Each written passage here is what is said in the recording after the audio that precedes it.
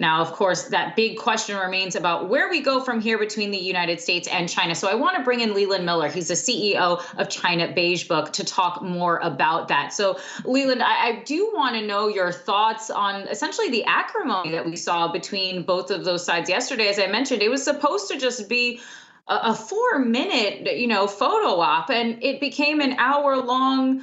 I would call it a diplomatic slugfest. How did you perceive the comments? I'm going to break with consensus here and say that this is exactly what should have been expected.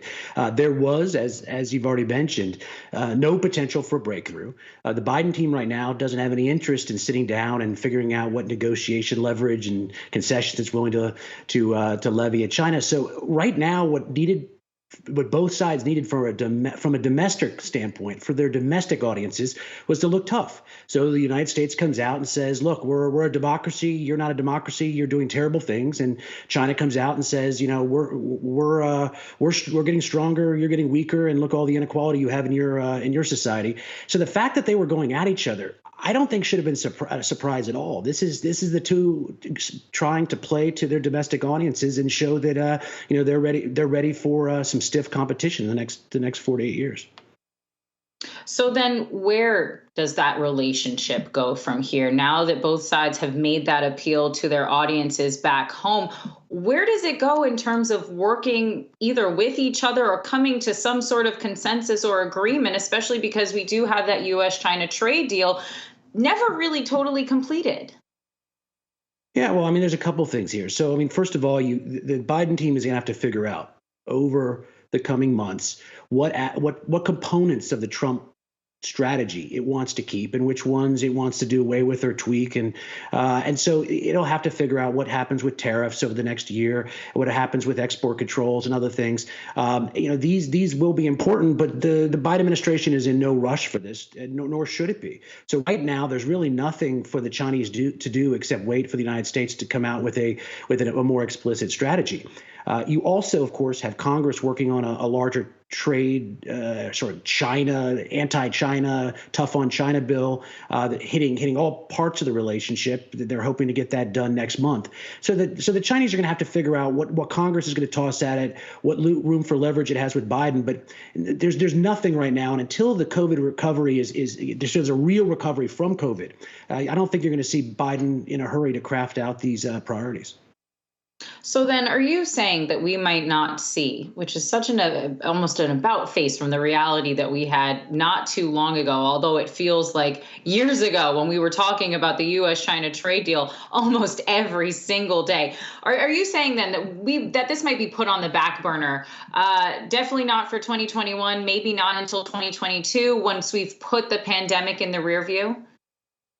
Well, look, whether or not you were in favor of applying tariffs on China in the first place, there's a very weak rationale for just ripping them off at this point. So I think with the way that the White House looks at it is, we're gonna stay the course. We have to be tough on China politically, or we're in big trouble in the midterms next year. So we have to have a tough on China policy. Maybe we don't love tariffs, but the Chinese better give us something to take some of these things off. Which it's a political sensitivity, and there's no reason we're going to make life easy for them. Leland, you were talking about that hard line that President Biden is going to be taking moving forward with China, and you were mentioning how you don't anticipate that tariffs are going to be going away anytime soon, which I do find interesting, especially since we had seen President Biden criticizing those tariffs, of course, prior to him ever taking office. Yeah, I think that the issue is not whether he or anyone else supported the tariffs in the first place, but whether there's a rationale for just ripping them back and giving China what would be a pretty big political and geopolitical victory. And I think that's the way the White House looks at it. So these will be chits in a future negotiation. They're not things that the White House is looking to do right now. But again, as it gets into future policy pushes with, say, Iran or North Korea, and it needs China's help more then than it does now, then I think then you're going to start seeing a much bigger discussion about the tariffs. Now, China failed to purchase the agreed upon amount of goods last year as a part of that phase one deal that had been struck with the Trump administration. Of course, we are still very much in the midst of a pandemic. I'm wondering if you think that China might essentially start to ramp up those purchases in an effort to move things forward with the United States.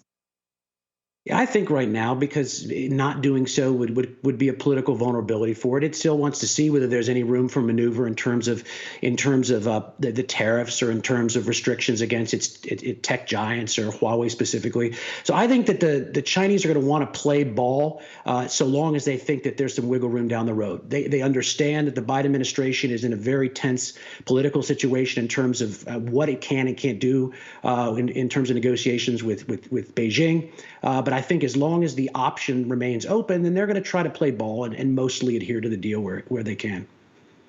I want to dive into that a little bit more, especially because the last time that everyone was talking about the US China trade deal, a lot of time was spent on discussing how China essentially perceived the United States negotiating position. I'm curious to know how you think that the Chinese are perceiving that negotiating position. I know you're saying that President Biden is in a bit of a tense spot. And I'm also curious to know if you think that the Trump administration essentially has created a position of strength for the United States moving forward.